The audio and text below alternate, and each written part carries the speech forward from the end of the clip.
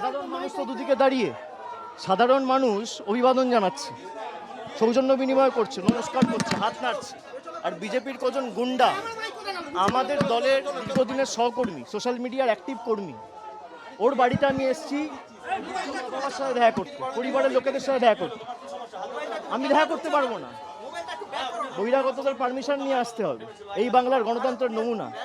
জামা, প্যান্ট, কাপড়, জামা, মহিলাদের জামা কাপড় ছিঁড়ে দেওয়া হয়েছে।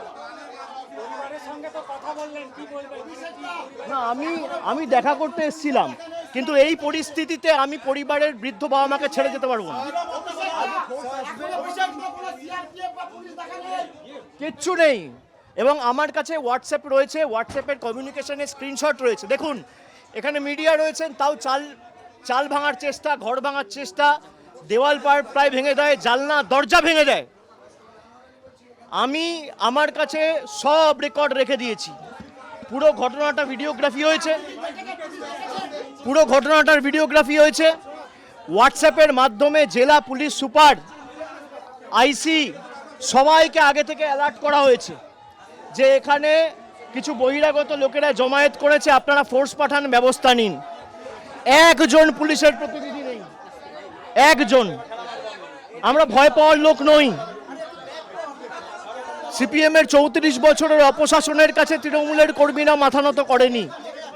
বিজেপি যদি ভাবে ধমকে চমকে আমরা ঘরে ঢুকে যাব, তারা মূর্খের স্বর্গে বাস করছে। কিন্তু যে পরিস্থিতি আজকে এরা তৈরি করেছে, আমার মনে হয় সিপিএম এর বা ওই মধ্যযুগের বর্বরতাও এদের কাছে লজ্জা পাবে।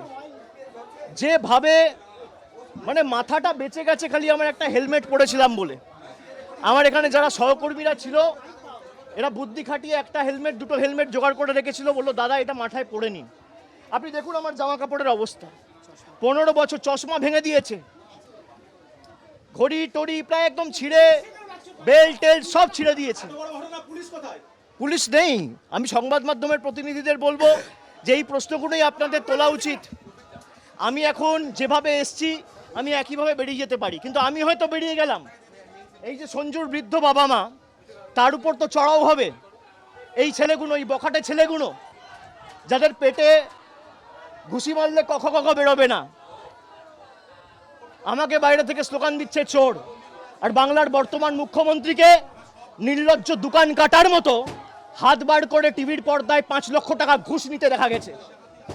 বাংলার কোনো মুখ্যমন্ত্রীকে টিভির পর্দায় আজ পর্যন্ত স্বাধীনতার পর এইভাবে নির্লজ্জভাবে কেউ টাকা নিতে দেখেনি।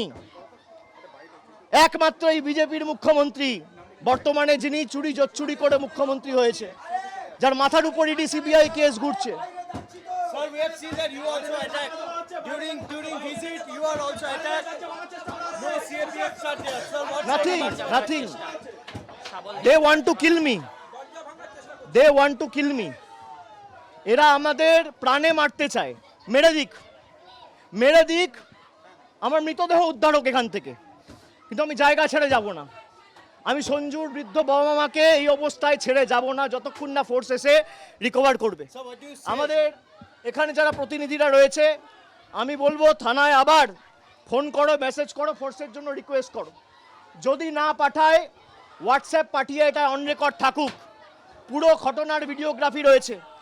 আমি হাইকোর্টের দৃষ্টি আকর্ষণ করছি, আমি রাজ্যপালের দৃষ্টি আকর্ষণ করছি। কি বাংলার পরিস্থিতি, এখানে প্রায় 50 জন সংবাদ মাধ্যমের প্রতিনিধিরা রয়েছে, দরজা ভাঙার চেষ্টা করছে, পুলিশের একটা লোক নেই। কি পরিস্থিতি হয়েছে আপনারা দেখুন। I will definitely move to court. Sir, because the law and order আমি শিফট করছি over here, sir, will you move to court? দাঁড়া, আমি সব বলে দিয়েছি, পরে বলছি, আগে আমাদের প্রশাসনের সাথে কথা বলতে দিন।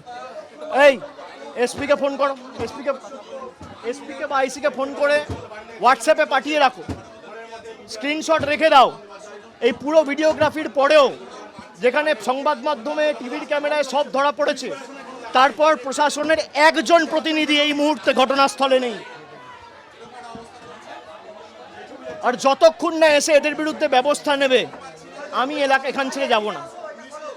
রাত্রির 12টা বাজলেও আমি এখানে থাকবো। দেখি এদের কত ক্ষমতা।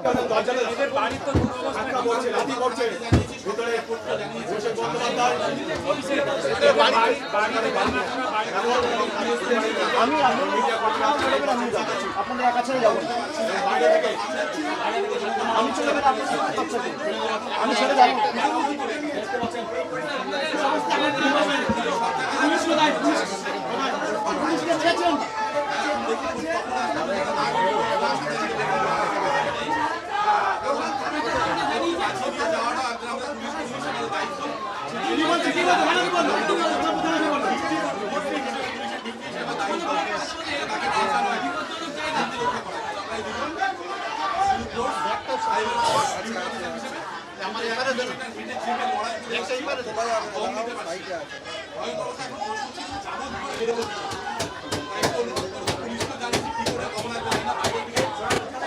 দেখুন দরজা ভাঙছে, দেখুন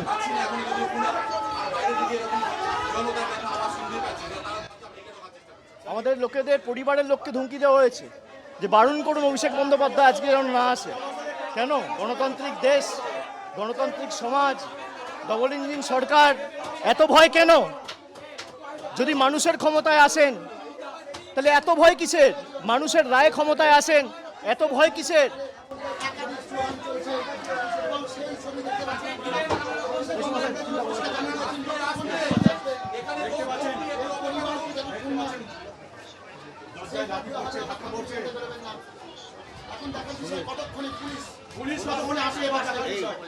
হোয়াটসঅ্যাপ পাঠিয়ে স্ক্রিনশট নিয়ে রাখুন। এই কে আছে বলতো, হোয়াটসঅ্যাপ পাঠিয়ে স্ক্রিনশট নিয়ে রাখতে।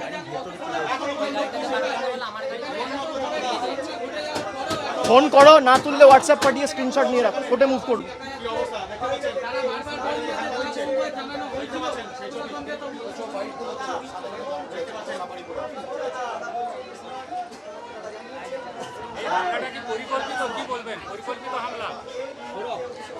আপনারা দেখেছেন ক্যামেরা সব বন্দী হয়েছে, আমার তো বলার কিছু নেই।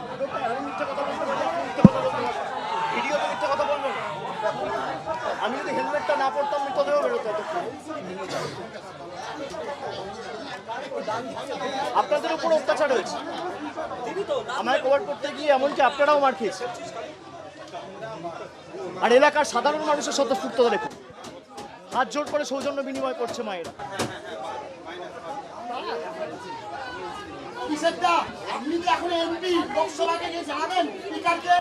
আমরা করব, আগে আইনত টেক আপ করবো, তারপর নিশ্চিতভাবে করব।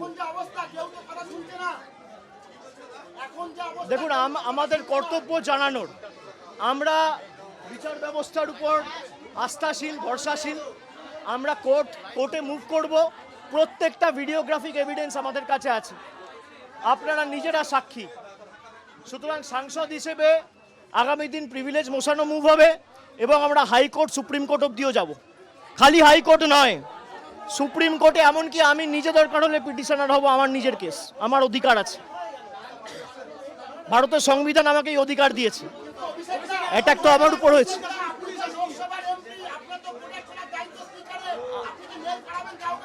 আমি আশা রাখি না এদের থেকে, আমি আমার জীবনের থেকেও বেশি চিন্তিত সঞ্জুর বৃদ্ধ বাবা মার জীবন নিয়ে। তাদের প্রাণের উপর যে প্রাণঘাতী হামলা হবে, আমি সে কারণে এখন এখান থেকে বেরিয়ে যেতে পারি, আমি চলে যেতে পারি, কিন্তু আমি চলে যাওয়ার পরের অ্যাটাকটা হবে এদের উপর। পুলিশ প্রশাসনের লোকেরা যদি থাকতো, আমি হয়তো বেরোতে পারতাম এদেরকে ছেড়ে, যে পুলিশের উপর ভরসা করে এই বৃদ্ধ বাবা মাকে ছেড়ে আমি বেরিয়ে আসতে পারতাম। যতক্ষণ না ফোর্স এসে যারা দোষী তাদের বিরুদ্ধে ব্যবস্থা নামে আমি এখান থেকে সরবো না, এক চুল সরবো না। আমার আরেকটা লাস্ট কোশ্চেন, অভিষেক দা আরেকবার রিপিট করবেন, এই সোনারপুরে আসবেন কখন ফার্স্ট জানিয়েছিলেন পুলিশকে?